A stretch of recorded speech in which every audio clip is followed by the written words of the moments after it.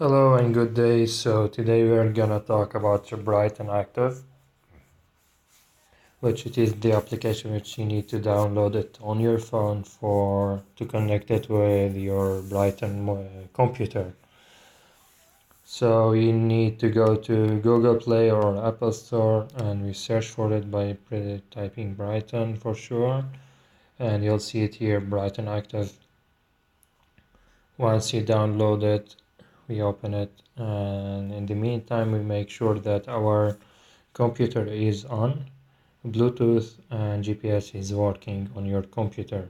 The same thing is for your phone. Bluetooth and navigation or location is working. So once we are on it, once we activate all of this, you'll see this as your main screen. It's your activities. It's gonna be 0 because we haven't recorded anything yet. What you need to do now is to go to settings, and you'll see this here, device manager. On my devices, you can connect several devices to your phone. So we press add or plus, and then we press plus again, so we can add the device. If it didn't appear here, your device, if it didn't appear here, you need to make sure that all your GPS and the Bluetooth are working. So if it's working, if you can see it, you just press plus on it. It's gonna say now loading. Would you like to add this device to your phone? Yes, or to your account? We say yes for sure. And then all the features start to work now. What we need to go to do first is to go to grid settings, second option, or first option by you. And here, this one is really important and we need to focus on it. You have, if you see on the bottom side, you have 1, 2, 3, 4, 5 screens. And these are the screens which appears on your computer. You can edit them, you can choose whatever options you want to put on your main screen. So number 1 is your main screen. Once you activate your computer, this screen will pop up for you. For me, because I go for training a lot and when I am sprinting, I need to monitor my current speed. So I can press on this one here, speed. Once you press on it, you can change between speed and time. And you can put your average speed, you can put your max speed or your current speed. For me, I always put my current speed because it's really important to monitor it. And then second of all, you can put temperature, altitude, time, distance, whatever you want. It's really up to you. With temperature, you have only one temperature. Altitude, you can choose between the current altitude, the maximum, how many altitude or how many climbs you did, how many altitude did you lose, and go on and on and on, and uphill and downhill. So you have many options. For me, I put distance. I'm using distance now because it's also important to know how many distance you have done or you have read so far. So like this. On the bottom, you can always put only heart rate, cadence, or whatever, average, max, it doesn't matter. So heart rate or cadence. And here heart rate or cadence, you can put average, max. I need to keep it as manual as current heart rate or cadence. This here, number 4, above the numbers, is how many options you want per screen. You can put 3 options, you can put 4 options, it doesn't matter, it's up to you. So you need to go to number 2. It's going to be your second screen. You can also, as I told you, you can choose whatever options you want to put. So for me, I'm putting average speed, time, average cadence, and average heart rate. And now screen number 3, I have maximum speed, gradient, max cadence, max heart rate. Number 4, ride time, temperature, calories.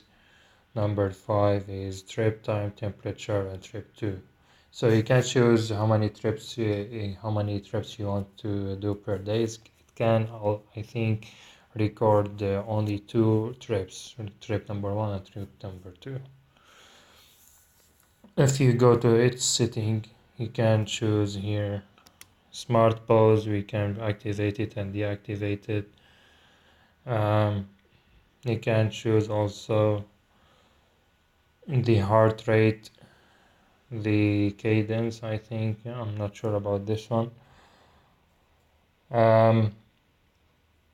What's important is to put data recording on smart record, so it will start automatic. You only need to give it a permission that can start right now. Here you can also page data. You can put it manual, so you change it by manual or you change it by automatic. It depends on you. For me, I prefer to change it by manual. And trip 1 and trip 2, we can reset them now. And that's it actually. So this is all what you need to know about. Oh yeah, sorry. After you finish all of this, you need to press SY and C. So your computer will how do you say it? Will reboot and put all the settings which you have chosen on the grid settings.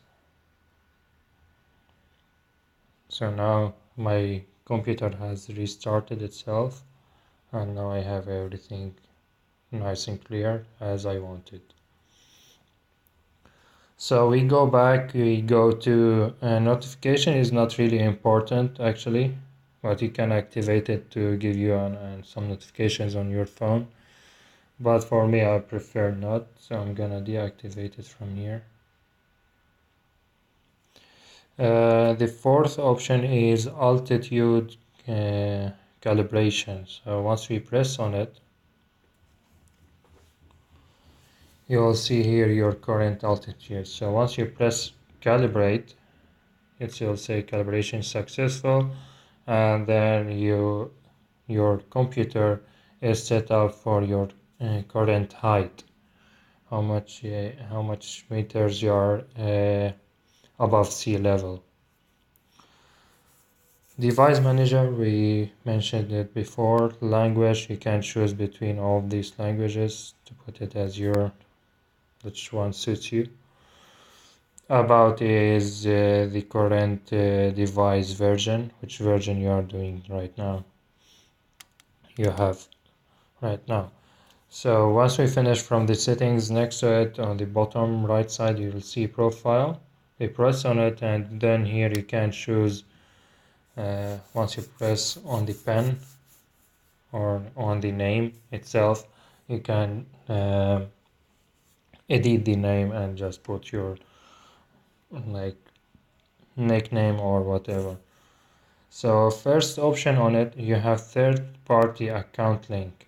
So we can press on it and we press if you have Strava, you need to upload all your activities on Strava to monitor your trainings and see how good you are doing so far. So just put Strava connected, and if you wanted to do it auto or manual, it doesn't matter. It's your choice. But now it says I am already connected to Strava, so I can't deactivate it now because it's gonna be really complicated us. Setting up your connection to Strava is really easy, it's not that hard. We need to go back now. We have also two more applications, but I don't work on them at the moment. Here you can put the password, or second option is you can choose between, sorry, second option is you can choose between metric or miles, so per kilometers or per mile. And here you can put a password for your device and everything.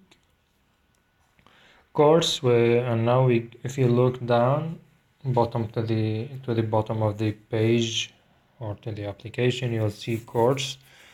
Here you can make a special plans, trip, or anything you want to plan, like if you're going from here to France, so you can put your actual route.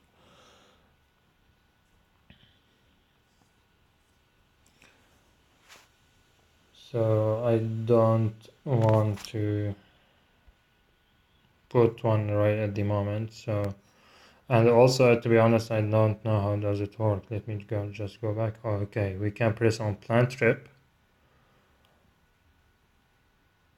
It always pop up on the place where we are now. Mirkotlan is my place in Delft. So you press on this left arrow. You can put your current location and where you want to go, and then it will give you some routes. And once you press this one, it will upload it to your Strava and you can track it on your Strava. Trainings, you can put some trainings if you want, like you can put add. So I'm gonna warm up today, do some work, recovery, cool down. So you have many options. It's not, don't do this actually on you can here choose between 10, 5, whatever you want to put for your workout. Speed, I want to put like speed between 30, let's say, to 450. So like this, and this is gonna be a warm-up, but it's like crazy for sure. So if you're gonna warm up with 30 to 50 kilometers per hour. So you can choose these options if you would like to put some workouts for yourself.